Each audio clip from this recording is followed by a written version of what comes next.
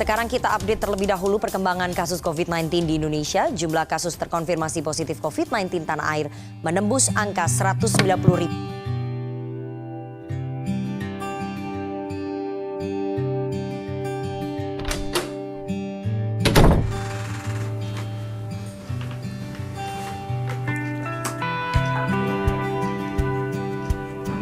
Ini dapat sebutnya 60 derajat. Oke?